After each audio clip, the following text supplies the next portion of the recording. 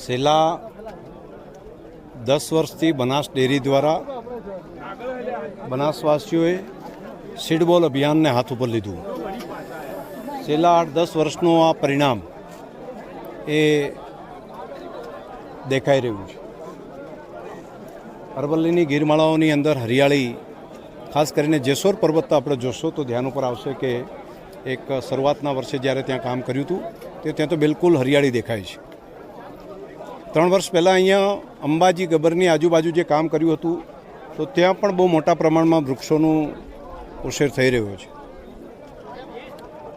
રાજ્ય સરકારનું forest department, Banas dairy અને બનાસવાસીઓ અને અનેક સંસ્થાઓ, NGO એ ભેગા મળીને આ ગીરમાળાઓને હરિયાળી કરવા માટેનું અભિયાન જે ચાલી રહ્યું છે, હું આભાર માનીશ દેશના પ્રધાનમંત્રી મોદી સાહેબનો કે જેમણે અરવલ્લીની ગિરિમાળાઓને ગ્રીન વોલ તરીકે ડેવલપ કરવા માટેનો એક ઐતિહાસિક નિર્ણય કર્યો છે.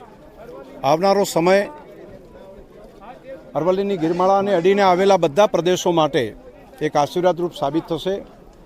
દાંતાના ડુંગરાઓમાં અહીંયા ઝાડ વાવીએ છીએ તો બનાસકાંઠા, પાટણ સહિતના પ્રદેશને તો ફાયદો થાય છે, પરંતુ આનાથી પણ આગળ વધીને છેક અમદાવાદ સુધી આનો ફાયદો થાય છે. કેમ કે આ ડુંગરાઓમાંથી સાબરમતી નદીમાં પાણી અહીંથી પહોંચે છે.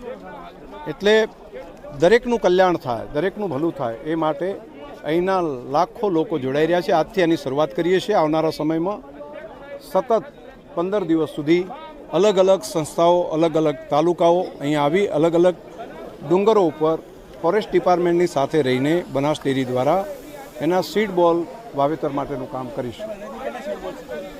1 કરોડ કરતાં વધારે સીડ બોલ બનાવવાનું કામ અમારી માતાઓ બહેનોએ કર્યું છે. જિલ્લાની અંદર